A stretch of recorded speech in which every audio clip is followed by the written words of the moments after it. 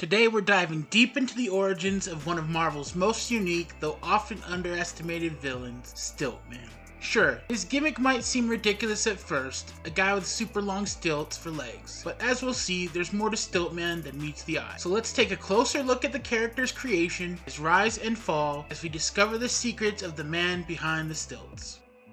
Stiltman first appeared in Daredevil number 8, published in June 1965. The character was created by writer Stan Lee and artist Wally Wood, and his real name is Wilbur Day. Wilbur wasn't your average man. He was a scientist, an engineer, and an inventor, working under a man named Carl Caxton. But instead of sticking to the straight and narrow path of science, Wilbur Day chose a more criminal route. While working for Caxton, Day came across a design for a hydraulic ram, a machine meant to use hydraulic pressure for powerful mechanical work. But instead of following through with the intended purpose, Wilbur stole the designs, and that's where things get interesting. Wilbur took the stolen designs and, using his own genius, crafted a set of telescoping metal legs that could extend to incredible heights. He didn't just stop there though. They also built a full bodysuit of armor around these stilts, which would help him in his criminal activities. And thus Stiltman was born, an armored criminal who could literally tower over his enemies.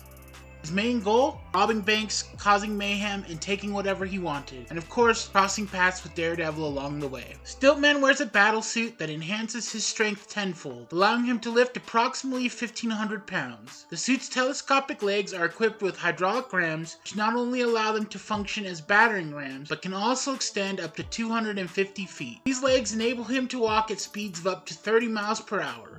Additionally, the legs are coated with a silicone compound that prevents Spider-Man's webbing from sticking to them.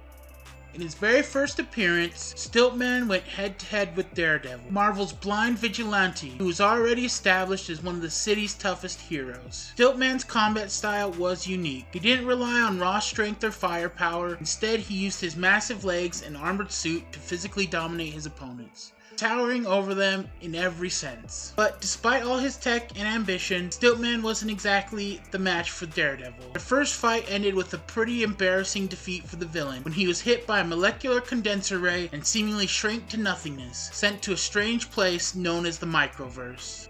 Stiltman didn't stay down for long. His return from the Microverse was part of a larger storyline, one where Stiltman's path would cross with other criminals in the Marvel Universe. One of his most memorable roles came when he joined forces with Electro, who was looking for revenge against Daredevil. Electro, having suffered several defeats at the hands of the hero, decided it was time to build a team, one capable of taking down Daredevil once and for all. And so, the Emissaries of Evil were born. The team consisted of Electro, the Gladiator, the Matador, Leapfrog, and of course, Stiltman. Electro made his headquarters in one of the city's power plants, a fitting lair for the electrically powered villain. The plan was simple: lure Daredevil into a trap by spreading his team across the city and ambushing him one by one. Each villain would engage Daredevil in a different location, weakening him for the final confrontation. Electro, ever the mastermind, took charge and began orchestrating the attacks. First of the emissaries to face Daredevil was the Matador, who ambushed the hero and got the drop on him, but Daredevil was always one step ahead, easily overcoming him. Next, Stiltman was sent to take his turn. Armed with his towering legs and armored battlesuit, Stiltman hoped to use his unique abilities to overpower Daredevil. Once again, it didn't go as planned. Despite his intimidating size and advanced tech, Stiltman wasn't enough to defeat Daredevil. The hero's agility and quick thinking won out, and Stiltman was left to lick his wounds. But the attack didn't stop there. The Leapfrog, another member of the team, attacked Daredevil next in Central Park. Yet just like the others, the Leapfrog efforts were no match for Daredevil's skill. Each of the Emissaries of Evil fell one by one. While Daredevil may have bested the villains individually, Electro's ultimate plan was to bring them all together for one last coordinated attack. The final confrontation took place at the power plant. The Emissaries of Evil launched a full-scale assault on Daredevil. Once again, Daredevil's cunning and skill won the day. In the end, Daredevil was able to defeat every single one of the villains, wrapping them all up in a lasso made from an electric wire, ensuring that none of them could escape. He left them there for the police to find. Despite the team's failure, this story is an important moment in Stiltman's history. It may not have been the main threat, but his involvement with the Emissaries of Evil showcased his persistence in trying to defeat Daredevil, even if his tactics weren't always the most effective. Despite his constant failures against Daredevil, Stiltman's criminal career took him into battles with other iconic superheroes.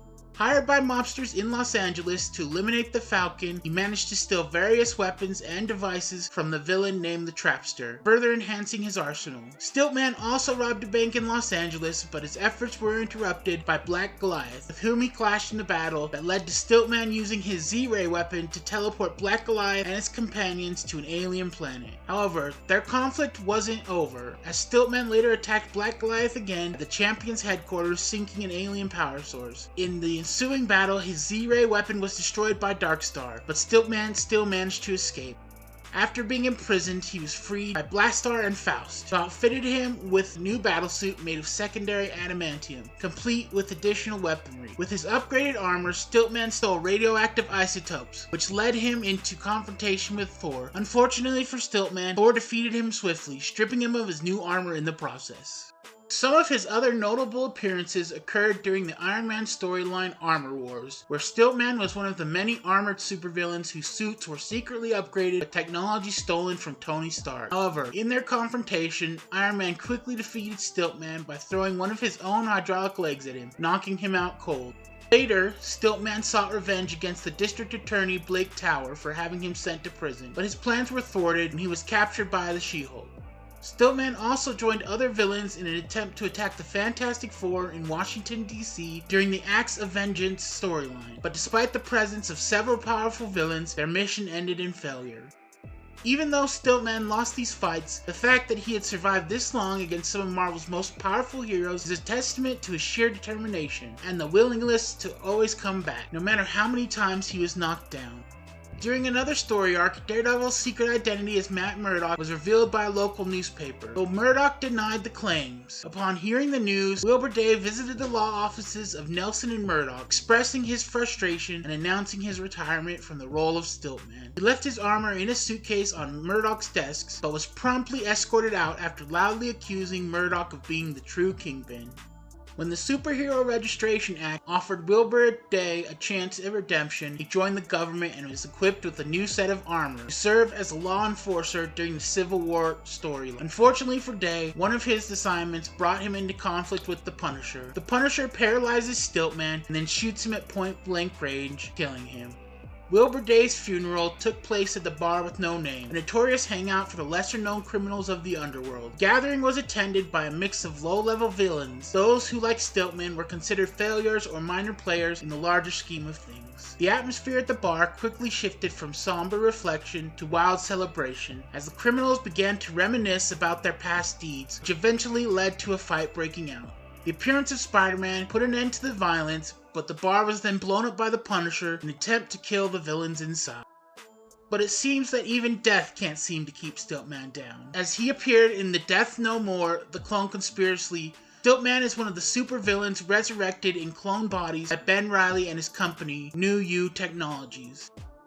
Stilt-Man embodies the quirky, almost absurd side of comics. He's a reminder that even the most ridiculous characters can still have a place in this larger-than-life world. Plus, let's face it, who doesn't love a good laugh? Stilt-Man might not be Marvel's most dangerous villain, but he's certainly one of its most memorable. And that is the towering tale of Wilbur Day, the Stilt-Man. Do you think he deserves more respect, or is he best left as a punchline? Are there any other characters you'd like to see a video on next? Let me know in the comments below. And if you enjoyed this video, make sure to like, subscribe, and hit the bell icon for more deep dives into the world of comics. Thanks for watching, and I'll catch you in the next one.